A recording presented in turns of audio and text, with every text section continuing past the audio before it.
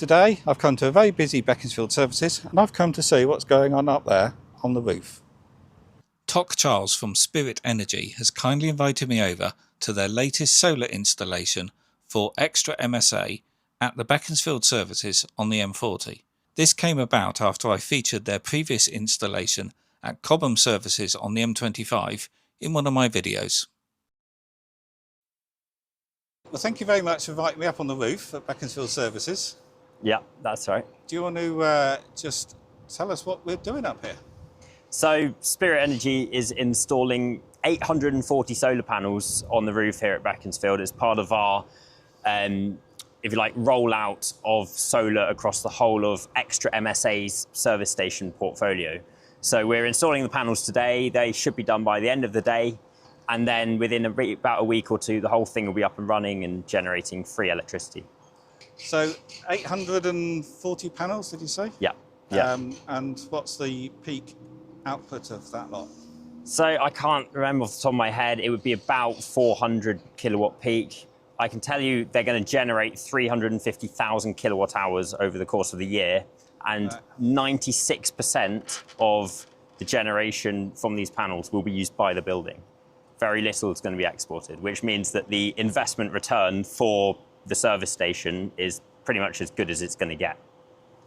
So does that mean that the building is using the energy during the day? You've got no storage? There is storage. I would have to go back to the office and check how that's going to play into it. But exactly, the building is going to use 96% of the generated electricity. So a site like this, do you know whether they pay for their electricity at a fixed annual rate or is it on variable half-hour billing? Usually it's at a fixed rate. I believe that's the case here. So yeah, so there's no advantage of storing the energy for later in a place like this when the building is using so much that it could use 100% of the solar generation in real time? If it can use 100% of it in real time, then there's no advantage to storing the solar. Yeah. Obviously, if it's not going to use 100% of it, then storing it just to use when the sun's not shining makes complete sense. Yeah. You've already mentioned the annual generation. What sort of savings is that going to be making for the customer? So the service station's going to save £67,000 on energy bills in the first year alone. Yeah. Over the past 5 years, commercial electricity rates have inflated at an average of 12% year on year. So basically that's doubling every 6 years or so. So if it continues at that rate, and a lot of people think that electricity prices will continue to go up because of things like the Strait of Hormuz situation and continued electrification of the UK, things like AI data centres, they need power. If the electricity rates continue to go up at 12% a year, in 5 or 6 years' time, this solar system will be saving over 100 grand a year for this building. So when you're putting 840 solar panels on a roof, what sort of weight is that? 22 tons. So we've lifted 22 tons of metal to this roof. Not all of it's panelled, most of it is, but you've got mounting system and you've got cables and you've got tray. So how do you qualify that that roof can take 20 tons and another couple of tons of scaffolding and people? Yeah, well, this is exactly it. This is a really important step to designing and installing a solar system, is the structural survey. So on a house, it's fairly simple. You can go up in the loft and you measure the width of the rafters, the spacing between them, and you take a general common sense check of, is the loft in good condition? With this, actually what we did for Cobham, and I believe for Beaconsfield, we had a drone go around and build a 3D image of the roof. And we also brought in third-party chartered structural surveyors to go within the belly of the building and start assessing the roof condition. Obviously, when they built it, they did a load of structural assessments, so they know exactly how the building's been built. And we just need to check that the weight that we're adding to it, spread out over the roof, is it going to be fine? And obviously, it is. So what about bird protection on a roof like this? Is that not needed because you're mounting the panels on the ribs and therefore they're higher off the roof? That's an interesting question. With bird protection, it usually comes down to, and this is weird to say, it's luck of the draw. It's a case of you can't predict whether birds are going to come in. On residential, the way you would sort of assess is you look at your neighbour's roof with panels and you say he's got a bird problem. Yeah. I'm going to install bird mesh. But on other roofs, for example, my parents have had solar for 16 years. The birds have never touched it, never even looked at it, and they haven't got bird mesh. On a commercial roof, there's two sort of considerations. The first one is if there are birds, does it actually cause an issue? Obviously, you don't particularly want them there because there is a maintenance question. The second thing, particularly with a roof like this, if you do need to retrofit bird protection, it's not a particular issue. We wouldn't need to put scaffolding back up. Yeah. And one of the things we've actually planned for, one of the things we plan for on a lot of our commercial projects is future maintenance. So when the panels are fitted, when that's all done and dusted, part of the contract includes us bringing in a third-party man-safe fitter who will come in and they will fit a man-safe system. So if we needed to come back up and do maintenance on the panels, you don't have to put expensive scaffolding back up. Yeah. You put a harness on, fixed to the man-safe, and you can work on it, no problem. So if there does become a bird issue and it's affecting the business, we'll absolutely come and retrofit it as and when. Exactly. Yeah.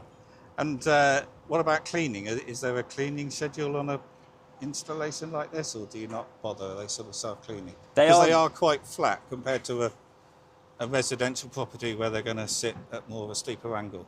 Well, already I can see water collecting on these, for example. Yeah, so one of the weird bits about this roof is it's curved.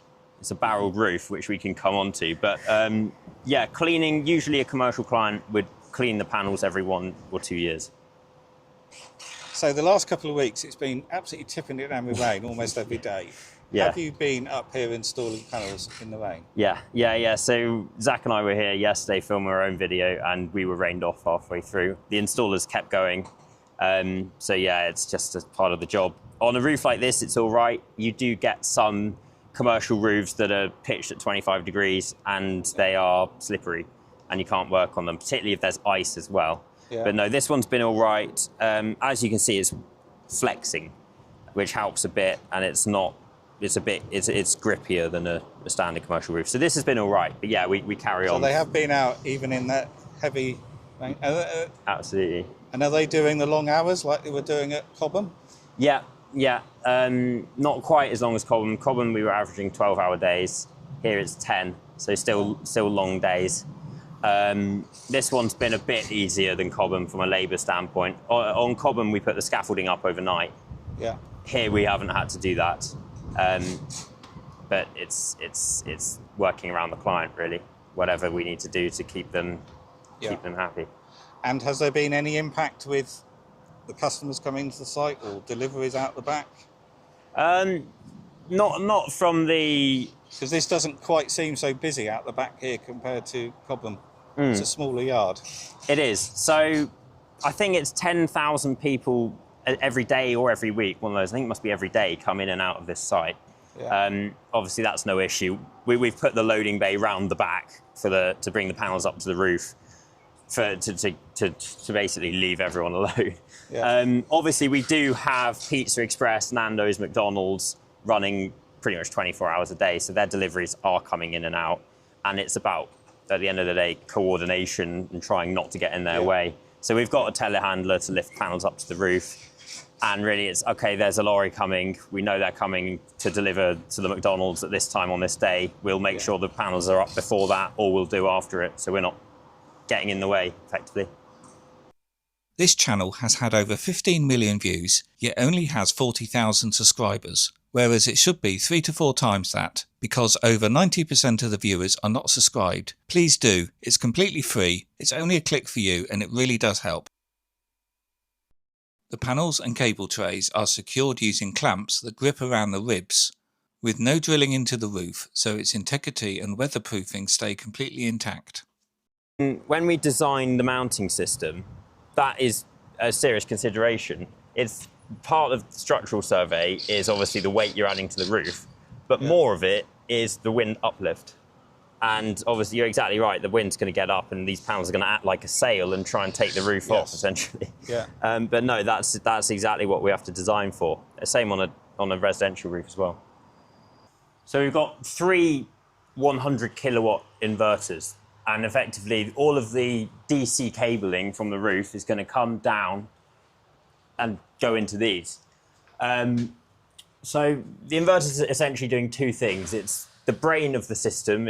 It controls the solar panels, and it inverts the current that they generate, which is DC current, into AC current, which we use in buildings in the UK.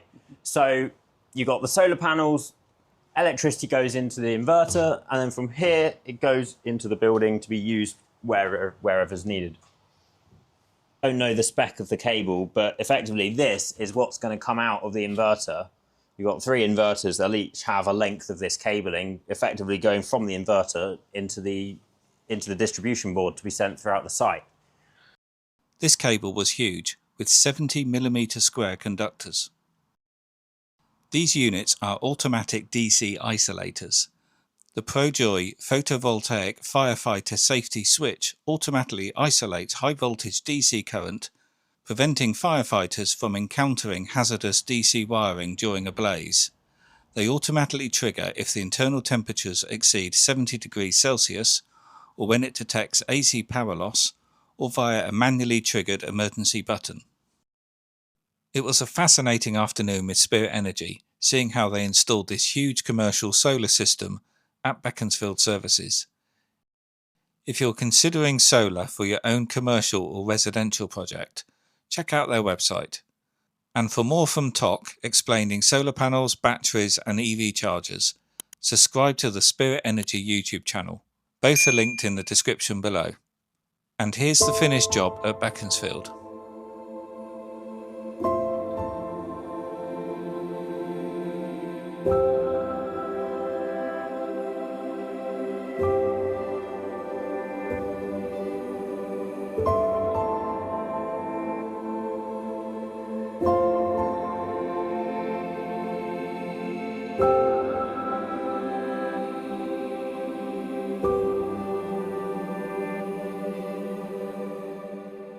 If you like the video, please do click the thumbs up button, and leaving a comment also helps too. Plus, of course, subscribe if you're not. If the video saved you time or money, a little support via Ko-fi or the Super Thanks button would mean a lot. There's over 1,300 videos on the channel, so have a browse, use the search, and have a look at the playlists. And here's 2 videos you may want to check out.